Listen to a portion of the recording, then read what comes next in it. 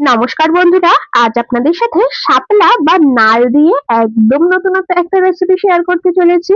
শাপলা ভাজা তো আমরা প্রত্যেকেই কম বেশি খেয়েছি, তবে আজকের রেসিপিটা আশা করছি আপনাদের অনেকের কাছেই একদম নতুনত্ব লাগবে। আর এইরকম ভাবে শাপলা রান্না করলে একটা শাপলাও ঘেটে যাবে না, প্রত্যেকটা থাকবে একদম গোটা গোটা আস্ত আস্ত।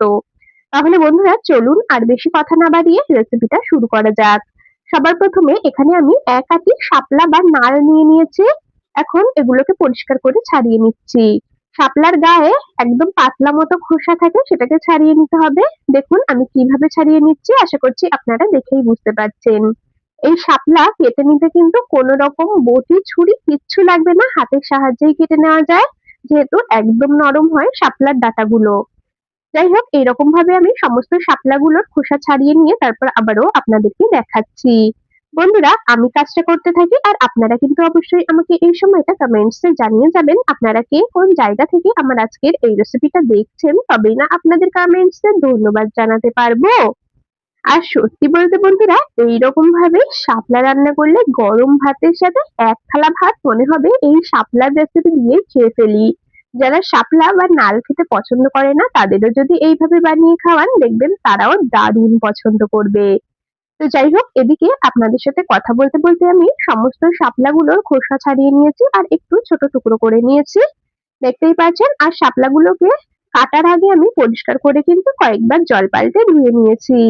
আর এখন এগুলোকে একদম ছোট ছোট করে কেটে নেব। দেখুন ওই মোটামুটি 2 থেকে 3 ইঞ্চি মতো লম্বা রেখে রেখে ছোট ছোট করে কেটে নিচ্ছি। হাতের সাহায্যে দেখুন কাটা হয়ে যায়। এই শাপলা কাটতে ছুরি বটি কিছুরই দরকার নেই। দেখতেই পাচ্ছেন এরকম একদম ছোট ছোট করে নিচ্ছি, মোটামুটি 2-3 ইঞ্চির মতো লম্বা রেখে। এরকম ভাবে শাপলাগুলোকে কেটে নিয়ে তারপর আবার বন্ধুরা আপনাদেরকে দেখাচ্ছি। আর আরো একটা কথা বলি, এখানে কিন্তু আপনারা নিজেদের প্রয়োজন অনুযায়ী শাপলার পরিমাণ কম বেশি করে নিয়ে নেবেন। আমি ওই মোটামুটি ছোট একটা আটির 1 আটির মতো শাপলা আজকে রান্না করছি। অনেকেরই শাপলা বা নাল রান্না করতে গেলে একদম গলে যায়, ঘেটে যায়, তবে আমি যে পদ্ধতিতে আজকে শাপলাটা রান্না করে দেখাচ্ছি এইভাবে রান্না করলে প্রত্যেকটা শাপলার ডাঁটা একদম গোটা গোটা থাকবে। তো যাই হোক, এদিকে দেখুন আমি সমস্ত শাপলাগুলোকে ছোট ছোট করে কেটে নিয়েছি। আর এখন এর মধ্যে দিয়ে দিচ্ছি ওই হাফ চা চামচের মতো লবণ। লবণ দিয়ে শাপলাগুলোকে খুব ভালো করে চটকে নিতে হবে।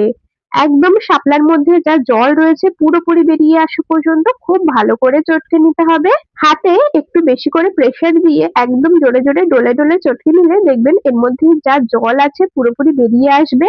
আর যেহেতু শাপলার মধ্যে অনেকটা পরিমাণে জল থাকে, কড়াইতে দেওয়ার সাথে সাথে এত পরিমাণে জল ছাড়ে যে শাপলাগুলো একদম গলে যায়। তবে এইরকম ভাবে যদি লবণ দিয়ে চটকে নিয়ে শাপলার থেকে এক্সট্রা জল যা আছে এর মধ্যে বের করে নেওয়া যায়, তাহলে দেখবেন শাপলা রান্না করার সময় একদম ঘেটে যাবে না, শাপলা থেকে একটুও জল ছাড়বে না। তো যাই হোক, এদিকে আমি দেখুন শাপলা লবণ দিয়ে চটকে নিয়ে জল বেরিয়েছে কতটা, সেগুলোকে এরকম ভাবে হাত দিয়ে নিংড়ে নিচ্ছি। একদম এর মধ্যে যা এক্সট্রা জল রয়েছে পুরোপুরি চেপে চেপে ফেলে দিলাম। আর দেখতেই পাচ্ছেন এইটুকু শাপলার থেকে কতটা পরিমাণে জল বেরিয়েছে। আর দেখুন শাপলাগুলো কিন্তু একদম ঝুরঝুরে হয়ে গেছে, শাপলার মধ্যে আর একটুও জল নেই। তো যাই হোক, এই পদ্ধতিতে রান্না করবেন, দেখবেন শাপলাগুলো একদম গোটা গোটা থাকবে। তো যাই হোক, শাপলাগুলো সাইডে সরিয়ে রাখলাম। এখন রান্নাটা করার জন্য তৈরি করে নেব একটা মশলা। সেজন্য নিয়েছি একটা মিক্সির জার, তার মধ্যে মিডিয়াম সাইজের একটা পেঁয়াজ কুচি নিয়ে নিলাম। ঝালের জন্য দিয়ে দিচ্ছি 4টে কাঁচা লঙ্কা। এই রান্নাতে অবশ্যই কাঁচা লঙ্কা ব্যবহার করবেন। আর দিয়ে দিচ্ছি ছোট চামচের 1 চামচ কালো সর্ষে। শাপলার পরিমাণ যেহেতু একদমই কম, সেজন্য অল্প পরিমাণে সর্ষে দিয়েছি। যদি বেশি হয় শাপলার পরিমাণ তাহলে সর্ষের পরিমাণটাও বাড়িয়ে নেবেন। এখন এই পেঁয়াজ, সর্ষে আর কাঁচা লঙ্কা অল্প জল দিয়ে একদম মিহি করে বেটে নেব। দেখুন বন্ধুরা, মশলার পেস্টটা সুন্দর করে তৈরি করে নিয়েছি, একদম মিহি করে কিন্তু মশলাটাকে বেটে নিয়েছি। মশলার জারটা এখন সাইডে সরিয়ে রাখবো, চলে যাব ওভেনের কাছে। গ্যাসের ওভেনে একটা কড়াই বসিয়ে দিয়ে তাতে দিয়ে দিলাম অল্প পরিমাণে সর্ষের তেল। তেলটা বেশ ভালো করে গরম করে নিয়েছি। এখন বন্ধুরা এর মধ্যে দিয়ে দেবো সামান্য একটু হলুদ গুঁড়ো আর দিয়ে দেবো সামান্য পরিমাণে লবণ। তেলের মধ্যে অল্প একটু নুন হলুদ দিয়ে তেলটা খুব ভালো করে গরম করে নিয়েছি। আর এখন এর মধ্যে দিয়ে দেব কেটে বেছে পরিষ্কার করে ধুয়ে রাখা চিংড়ি মাছ। এখানে আমি ওই মোটামুটি 14 থেকে 15 পিসের মতো ছোট সাইজের চিংড়ি মাছ ব্যবহার করছি। আপনারা নিজেদের প্রয়োজন অনুযায়ী পছন্দ অনুযায়ী চিংড়ি মাছের পরিমাণটা কম বেশি করে নিয়ে নেবেন। তো যাই হোক, এখানে দেখুন চিংড়ি মাছগুলো লবণ হলুদ দিয়ে হালকা করে একটু ভেজে নেব।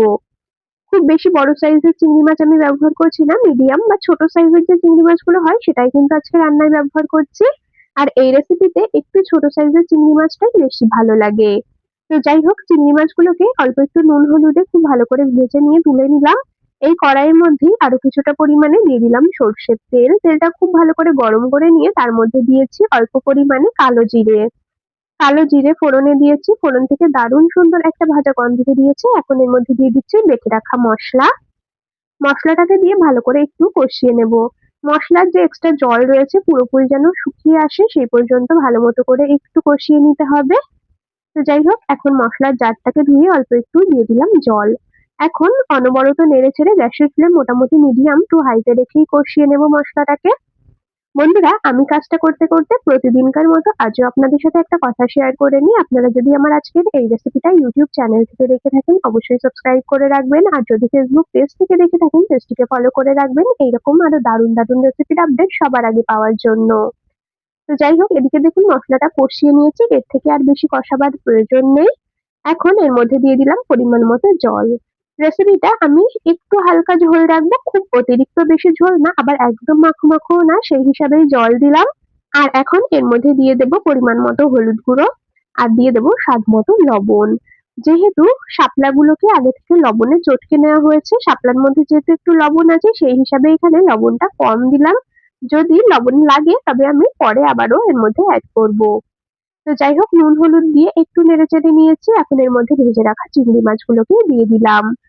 ঝোলটা দেখুন একদম টকবক করে ফুটে এসেছে। এখন ঢাকা দিয়ে ঝোলটা ভালো মতো করে একটু জাল করে নিতে হবে। যেহেতু শাপলা দেওয়ার পরে খুব বেশি সময় আর রান্না করব না, সেজন্য ঝোল খুব ভালো করে চিংড়ি মাছগুলোকে দিয়ে জাল করে নিয়েছি। মোটামুটি ৩-৪ মিনিটের মতো গ্যাসের ফ্লেম হাইতে দিয়ে ঢাকা দিয়ে রান্না করে নিয়েছি। ঢাকা খুলে নিলাম। আর এখন এর মধ্যে শাপলাগুলোকে দিয়ে দিলাম।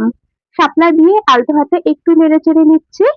আর শাপলাগুলোকে দিয়ে ওই মোটামুটি ১ থেকে ২ মিনিটের জন্য আমি ঢাকা দিয়ে রাখবো। খুব বেশি সময় কিন্তু ঢাকা দিয়ে শাপলা রান্না করব না।